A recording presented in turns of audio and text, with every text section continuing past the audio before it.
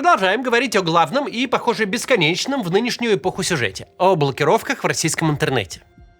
До последнего момента государство пыталось своими силами технически угробить интернет и побороть все сервисы по обходу блокировок. Теперь заходят с другого фланга. Российским интернет-площадкам спущена методичка по обнаружению и блокировке пользователей, использующих VPN. Предполагается, что, во-первых, они должны будут банить все IP-адреса из реестра, который будет сгружать Роскомнадзор, а во-вторых, с помощью своих приложений площадки должны шпионить за пользовательскими устройствами в поисках приложений VPN. Мягко говоря, все это звучит очень странно. Но мотивы тут довольно легко объяснимы. У государства просто исчерпались возможности. Напомню, кстати, что по ссылке в описании вы найдете актуальные способы обхода блокировок.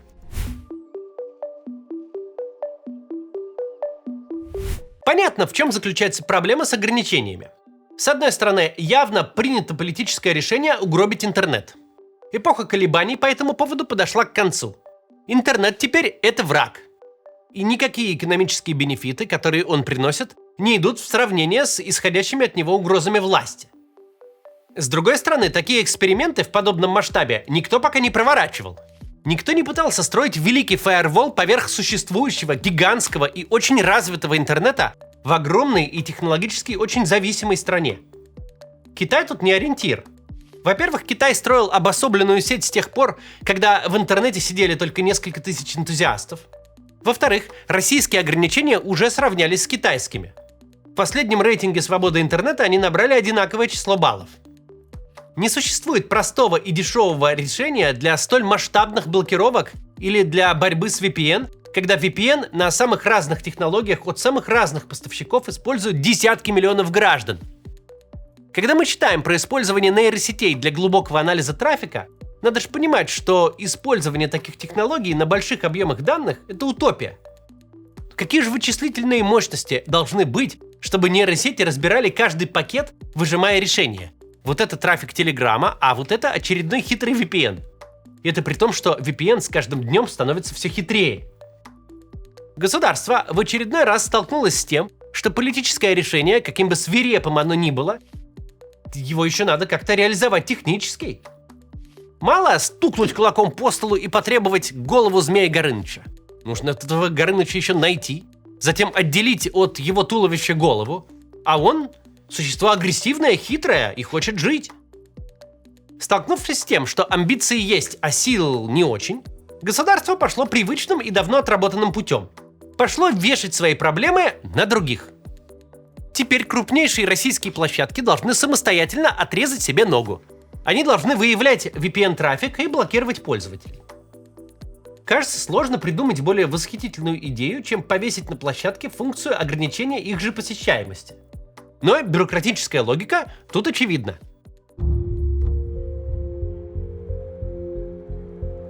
До тех пор, пока все функции блокировок лежат на Роскомнадзоре, явный провал ограничения – это вина Роскомнадзора.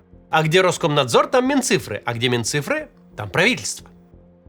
Вопрос времени, когда ФСБ пойдет разбираться, куда делись все миллиарды на оборудование и разработки. Кто именно строил государственный фаервол так же успешно, как укрепление в Курской области? Режим наш так устроен. У нас не может что-то не работать по каким-то фундаментальным причинам. Не может быть такого, что сама постановка задачи идиотская и вредительская. Если что-то не работает, значит, кто-то должен сесть.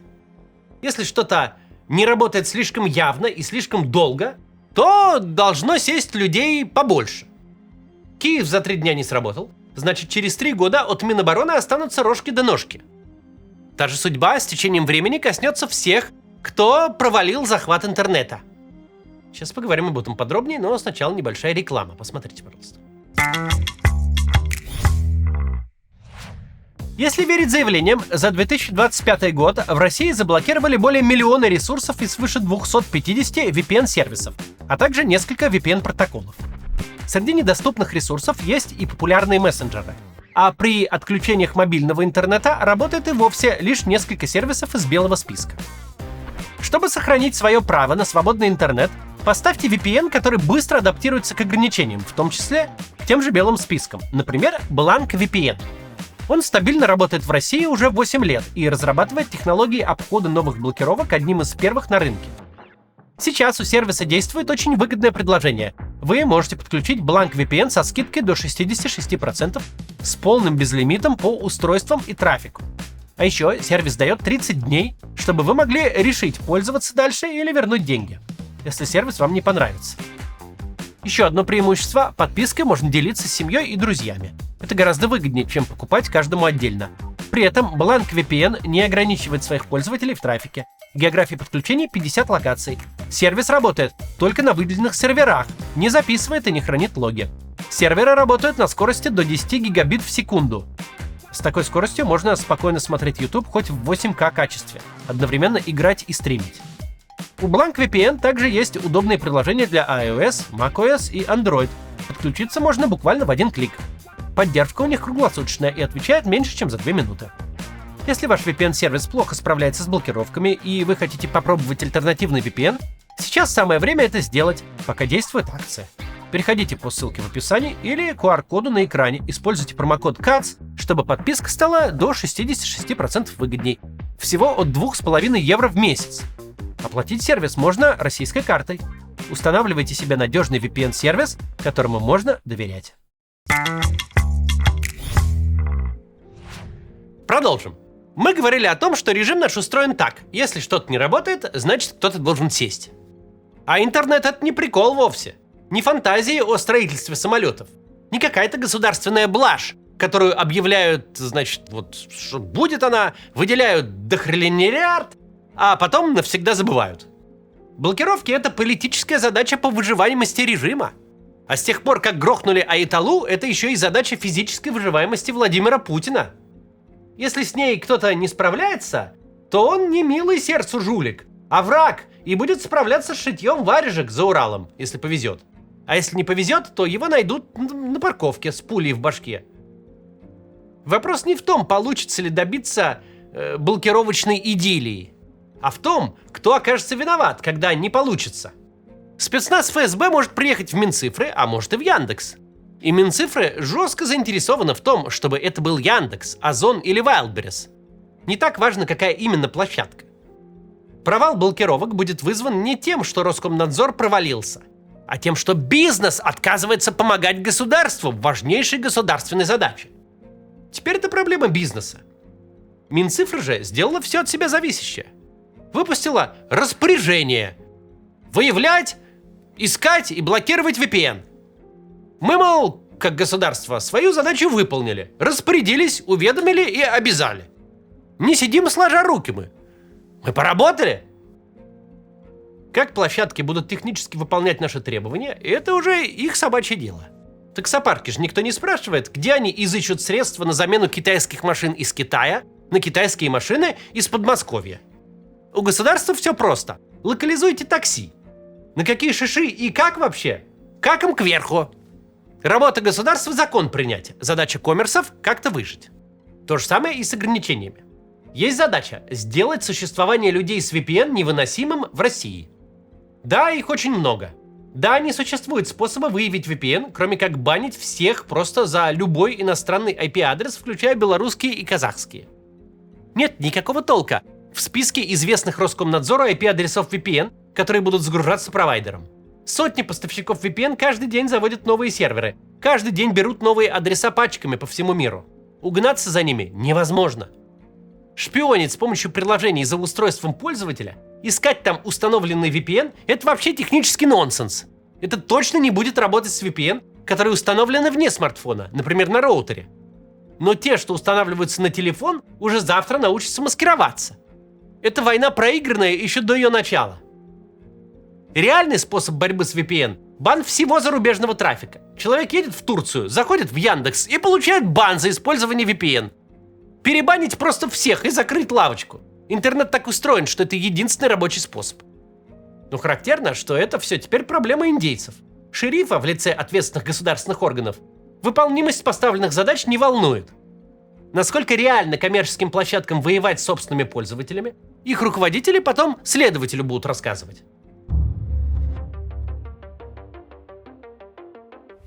Мы с вами об этом говорили. Государство не единое существо. У всех свои интересы. Интерес политического начальства в том, чтобы задушить интернет. Интерес тех, кто поставлен его душить, в том, чтобы не понести ответственность за результат. Сделать это можно только если ответственность понесет кто-то другой. После подробной инструкции, как именно площадки должны блокировать VPN, можно не сомневаться. Мы увидим новости о том, как Роскомнадзор негодует, проводит проверки, штрафует, угрожает платформам, которые недостаточно ретиво VPN блокируют. Итак, Роскомнадзор из органа, который должен заниматься блокировками и отвечает за их успех, становится органом, который надзирает за блокировками. Это совсем другой статус. Теперь выходит, что не надо отчитываться самим. Наоборот, нужно посильнее надзирать и построже наказывать тех, кто не заблокировал и не доглядел. Удобна ли эта ситуация? Для Роскомнадзора, безусловно. Они свою аппаратную задачу вроде как выполняют. Что же понятно о блокировках в целом? Роскомнадзор, говоря простым языком, сдает задом и подробно объясняет, почему своими силами ведомство не может российский интернет изолировать. Новость эта, пусть и ожидаемая ввиду утопичности задачи, тем не менее очень хорошая. Государственные амбиции сталкиваются с государственными возможностями и реальным миром. Проблема же с реальным миром в том, что насколько бы не хотелось вернуться на предыдущий этап прогресса, сделать это можно лишь одним способом – путем физического изъятия электронно-вычислительных устройств у граждан и исчезновения российского интернета как такового. Государство больше не делает вид, что, дескать, мы бы все заблокировали, но пока не хотим, пока не приняли решение. Все проговаривается прямым текстом. Мы хотим все уничтожить, но у нас нет сил. Интернет должен уничтожить сам себя. Сейчас не первый год, когда государство взялось за блокировки. Даже не первое десятилетие. Мы на 5-м году большой войны. С 2012-го, когда РКН из ведомства, занятого лицензированием операторов связи и СМИ, превратилось в главного цензора, с тех пор в него каждый год вливались десятки миллиардов рублей. Изоляция российского интернета – это не вдруг моча в голову ударила и пошли мастырить инфраструктуру с нуля. Это национальный проект, который очень долго строили и ресурсов на это не жалели. То, что мы видим сейчас, не проба сил, а результат работы развитой системы блокировок. Это максимум, на который они способны.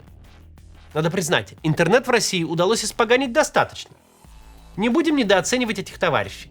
Если у вас нет VPN, причем сразу нескольких провайдеров на разные случаи жизни, то у вас уже не интернет, а непонятно что.